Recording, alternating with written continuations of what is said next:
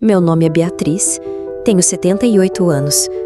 Já vivi muita coisa nessa vida. Guerras familiares, perdas, amores intensos, sacrifícios silenciosos. Mas nada, absolutamente nada me preparou para a dor que eu sentiria nos últimos anos. A dor que não vem do corpo cansado nem da idade avançada, mas sim da traição. Daquela que fere mais fundo porque vem de quem você mais ama.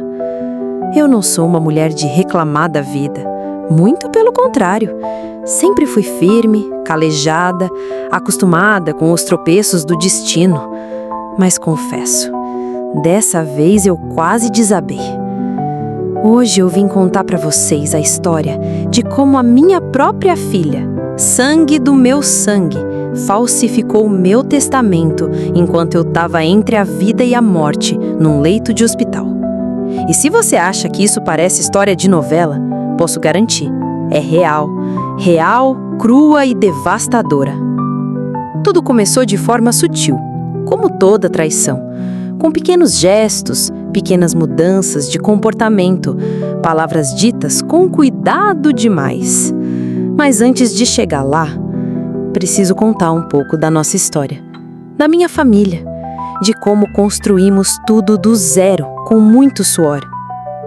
Eu e meu falecido marido, Armando, éramos dois jovens apaixonados por ideias e pela simplicidade da vida. Ele era pedreiro, eu costureira. Começamos nossa vida num barraco de madeira com goteira no teto, onde a água pingava em baldes durante as chuvas. A gente sorria, mesmo na dificuldade. Era amor de verdade. Com o tempo, conseguimos comprar nosso primeiro terreno. Armando trabalhou por anos na construção civil, enquanto eu costurava para fora. Fazia enxovais, vestidos de noiva, cortinas. Fui criando reputação no bairro. Era conhecida como a Beatriz das Mãos de Fada. Com o dinheiro que entrava, ajudávamos a pagar materiais de construção. Tijolo por tijolo, levantamos nossa casa. E com o tempo, compramos mais 2 terrenos. Alugamos um deles. O outro, construímos um pequeno prédio de 2 andares, onde moravam 3 famílias, tudo legalizado, tudo direitinho. Tivemos 2 filhas, a mais velha, Denise, e a mais nova, Clara. Denise sempre foi mais prática, mais ambiciosa. Clara, mais doce, mais sonhadora. Quando Armando faleceu, há quase 15 anos, as 2 estavam adultas. Clara ainda morando comigo. Denise já tinha se casado, se mudado para outra cidade e vivia uma vida mais sofisticada. Eu tentei, ao longo dos anos, manter equilíbrio entre elas, mas sempre percebi que Denise olhava para o patrimônio da família com outros olhos. Olhos que brilhavam mais pelo valor do que pela história. Quando completei 75 anos, comecei a ter alguns problemas de saúde. Coisas normais da idade, pressão alta, diabetes, uma dor nas articulações aqui e ali. Até que um dia, fui internada com um quadro grave de infecção pulmonar. Fiquei muito mal, muito mesmo. Passei quase 2 meses no hospital. Clara foi quem cuidou de mim. Estava ao meu lado todos os dias. Me dava comida na boca, escovava meu cabelo, lia para mim em voz alta. Já Denise aparecia de vez em quando, sempre com pressa, sempre falando de resolver pendências burocráticas. Eu estava fraca demais para prestar atenção. Foi nesse período que tudo aconteceu. E quando eu voltei para casa, meses depois, comecei a notar coisas estranhas. Clara estava desconfiada, mas não me dizia nada. Apenas me olhava com aquele olhar de quem sabe algo, mas não quer machucar. Até que um dia, ela me chamou no meu quarto com um envelope na mão. Me disse que tinha ido até o cartório resolver um documento meu e que havia encontrado um testamento assinado com o meu nome. Um novo testamento. Um que eu nunca havia escrito, nem lido. Um testamento que deixava praticamente tudo para Denise. Ali, minha pele gelou, minha visão embaçou. Eu conhecia minha letra, conhecia meu jeito de falar, E mesmo assim, aquele papel trazia palavras minhas que eu nunca disse. Assinatura parecida, mas tremida. Reconhecimento de firma, data do período em que eu estava internada, quase inconsciente. A verdade era uma só. Alguém tinha falsificado o meu testamento. E tudo indicava que esse alguém era minha própria filha. Naquela noite eu não dormi.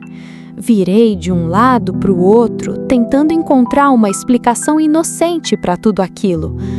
Será que alguém tinha se enganado? Será que o cartório cometeu um erro? Será que Denise... Não podia ser. Ela é minha filha. Eu a carreguei no ventre, dei de mamar, embalei no colo quando teve febre, enfrentei fila de SUS para vacinar. Ela era meio dura às vezes, um pouco arrogante, sim, mas falsificar um testamento? Me excluir da minha própria história? Aquilo me corroía por dentro. No dia seguinte, pedi para a Clara me acompanhar até o cartório. Fomos cedo, num dia nublado, desses em que o céu parece pesar sobre a cabeça. A atendente foi gentil, puxou os registros com agilidade. E lá estava. O documento estava registrado, com firma reconhecida e constava que eu mesma havia comparecido pessoalmente para assiná-lo. Aquilo me deu um baque. Eu? No cartório? No dia tal? Naquela hora específica? Era impossível. Eu estava sedada na UTI? Clara, ao meu lado, segurava minha mão com força. Mãe, a gente vai provar isso. Calma. Mas eu não estava calma. Eu estava ferida. Saímos dali direto para o hospital onde fiquei internada. Pegamos todos os registros médicos, datas de internação, anotações da equipe, horários de sedação, visitas autorizadas. Tudo indicava que na data da assinatura, eu sequer era capaz de me levantar da cama, muito menos sair para assinar qualquer documento. Levei as mãos ao rosto e chorei baixinho. Eu já não tinha mais dúvida. Minha filha havia falsificado o testamento. E agora, com provas em mãos, eu precisava tomar uma decisão. Engolir essa traição calada ou lutar, mesmo que isso significasse levar minha própria filha à justiça. Foi então que resolvi procurar um advogado, o mesmo que tinha me ajudado a regularizar os imóveis anos atrás, Dr. Jaime. Um senhor experiente, discreto e com uma paciência de monge. Contei tudo para ele, mostrei os documentos, os registros médicos, a certidão do cartório. Ele analisou tudo com cuidado e, depois de alguns minutos em silêncio, disse: Dona Beatriz, isso aqui é grave. Falsificação de testamento é crime. E se for confirmado que a sua filha teve participação nisso, ela pode responder judicialmente. Aquelas palavras doeram mais do que qualquer doença, mas eu sabia que precisava encarar. Se eu deixasse aquilo passar, o que mais ela seria capaz de fazer? Eu não podia morrer um dia e deixar Clara desamparada. Não podia deixar meu patrimônio, construído com tanto suor, cair nas mãos de quem tentou me apagar viva. Tomamos então a primeira providência: contestar o testamento judicialmente e pedir perícia grafotécnica.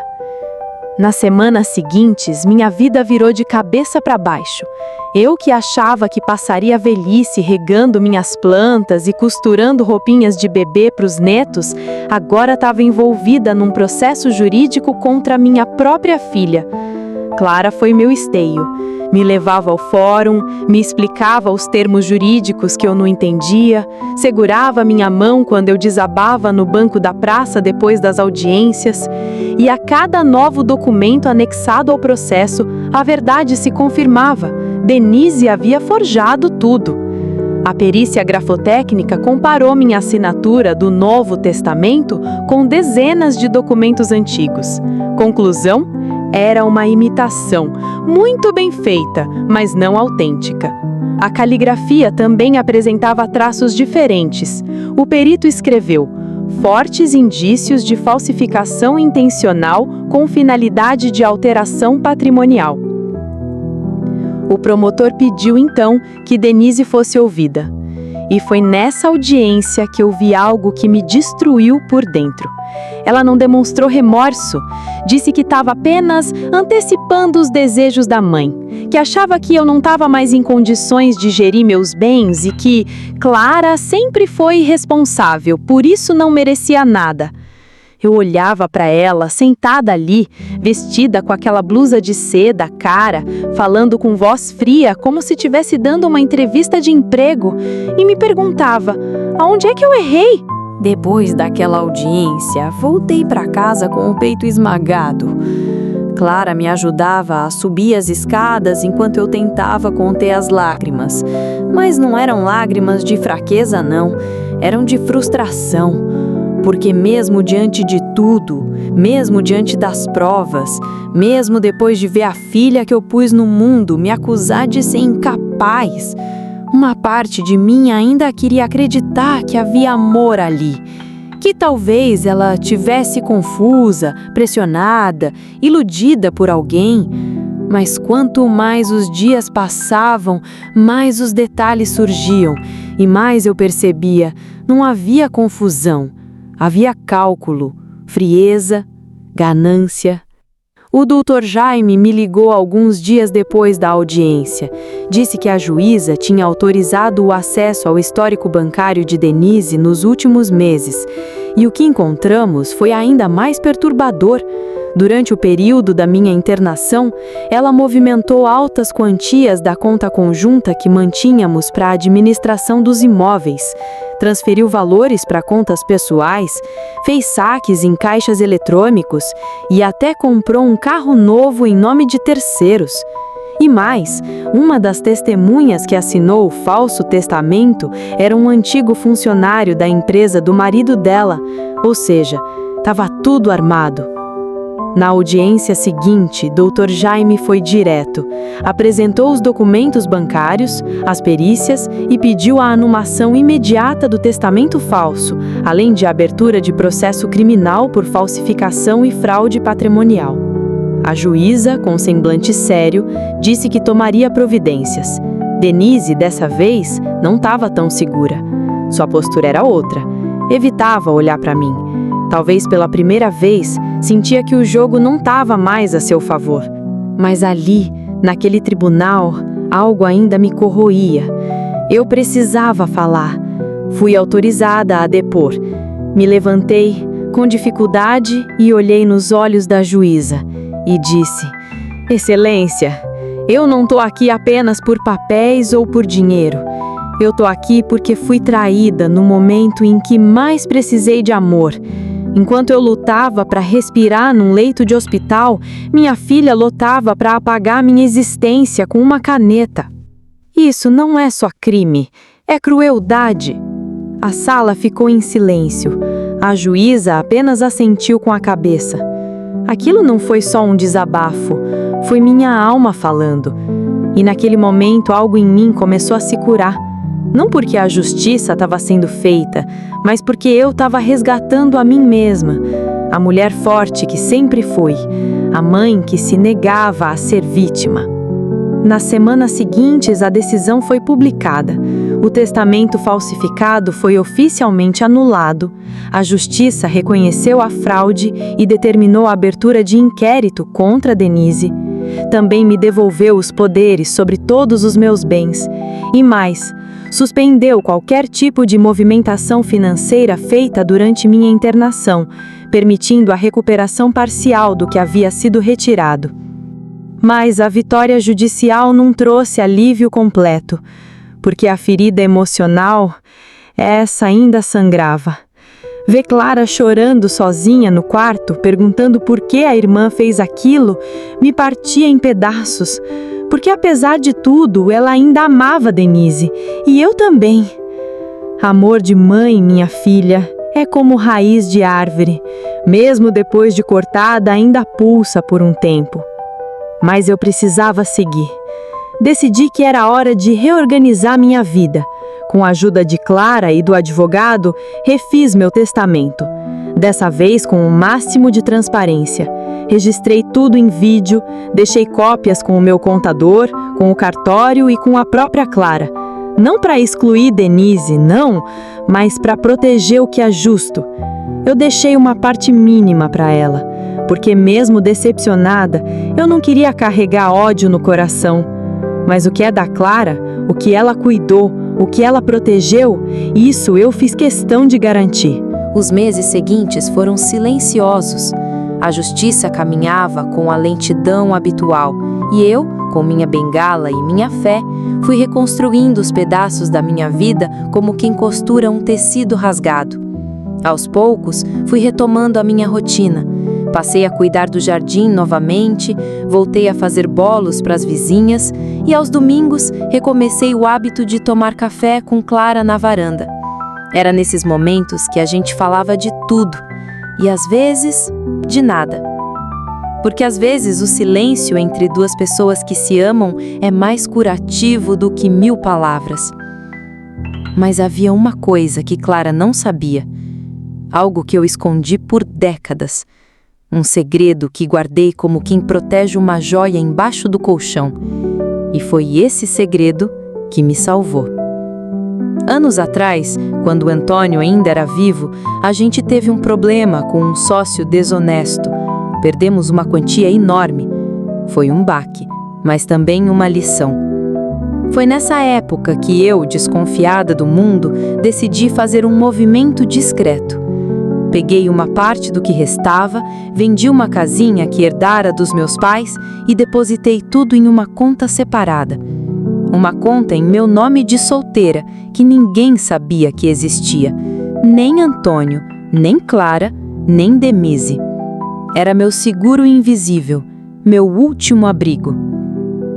Durante todos esses anos eu não mexi naquele dinheiro. Eu via como um fundo de emergência. Mas o destino é engraçado. A tal emergência chegou.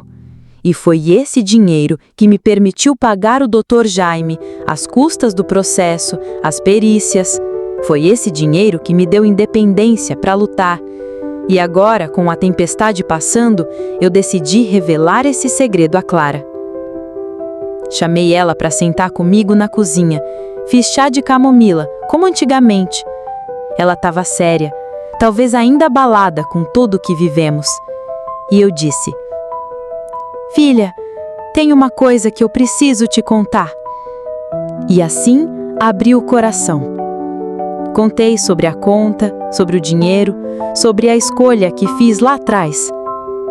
Ela ficou em silêncio por um tempo, depois segurou minha mão e disse: "Mãe, a senhora é mais esperta do que todo mundo aqui." Nós rimos, choramos, e naquele momento a dor cedeu espaço para uma nova sensação: alívio. Porque eu sabia que agora estava tudo em seu lugar. Eu tinha enfrentado a pior das tempestades, não a doença, não a velhice, mas a traição de sangue. E mesmo assim, eu não afundei. Alguns meses depois, o processo criminal contra Denise foi encerrado por um acordo. Ela teve que devolver parte do que desviou e ficou impedida judicialmente de se aproximar de mim ou tentar interferir na gestão do patrimônio. Não fui ao tribunal nesse dia, não porque não me importava, mas porque já não doía mais. Hoje minha vida é outra, mais calma, mais simples, mais silenciosa, mas não menos rica. Riqueza para mim agora tem outro significado. É tomar café sem medo. É confiar em quem te olha nos olhos, é saber que o que você construiu não vai ruir da noite para o dia por causa de ganância. E se eu posso te dar um conselho, depois de tudo que vivi, é este: nunca subestime a força de uma mulher ferida, mas lúcida. Nunca ache que velhice é sinônimo de fragilidade, porque enquanto houver verdade, há luta, e enquanto houver amor próprio, a salvação. Hoje, quando eu olho para trás, não vejo só dor. Vejo uma travessia, uma ponte que construí com minhas próprias mãos, tijolo por tijolo, mesmo quando parecia não ter força nem para levantar da cama. Fui traída pela minha própria filha, sim. Tive meu testamento falsificado, minha lucidez questionada, minha dignidade ameaçada. Mas no fim, fui eu quem venceu. Venci porque me recusei a ser invisível, porque lutei com as armas que tinha, minha história, minha inteligência e, principalmente, minha verdade. Venci porque não me deixei consumir pelo ódio, nem me corromper pelo medo. Venci porque entendi que o que me define não é o que me fizeram, mas o que eu escolhi fazer com isso. Eu sei que tem muita gente aí do outro lado da tela que pode estar passando por algo parecido. Pode ser um filho, um irmão, um sobrinho, alguém que deveria te amar, mas que te vê como um obstáculo. Alguém que tenta te convencer de que você já não serve para decidir sua própria vida. Eu tô aqui para te dizer, você serve sim. Você tem voz, tem memória, tem valor. E se você tiver um segredo guardado como eu tive, use como escudo, use como âncora, use como prova de que você não é frágil, você é sábia. Sabe, a vida me ensinou que nem toda ferida fecha do jeito que a gente quer. Algumas ficam abertas, lembrando a gente de quem somos, de onde viemos e do que fomos capazes de enfrentar. Mas sabe o que mais? Tá tudo bem. Essas cicatrizes são medalhas invisíveis, são marcas de quem não desistiu. Hoje, meu testamento está registrado, meus bens protegidos, minha rotina em paz. Clara cuida de mim com um carinho que não se compra, que não se falsifica. Nós duas, juntas, reconstruímos o que a ambição tentou destruir. E isso, minha filha, não tem preço. Se você chegou até aqui, eu te agradeço, do fundo do meu coração, porque contar essa história não foi fácil. Reviver cada detalhe ainda dói, mas eu sei que precisava ser dito, porque talvez, só talvez, alguém que esteja ouvindo agora esteja vivendo o mesmo inferno que eu vivi. E se essa história pudesse ser uma luz, um empurrão, um alerta, então ela já cumpriu o seu papel. Se você conhece alguém que esteja passando por uma situação parecida, compartilhe esse vídeo. Às vezes é um relato como esse que abre os olhos, que dá coragem, que planta uma semente. E se você ainda tem sua mãe, seu pai, seus avós por perto, ouça, dê voz a eles, porque um dia o silêncio pode doer mais do que qualquer grito. Muito obrigada por me ouvir. E que Deus abençoe você, sua casa e sua lucidez.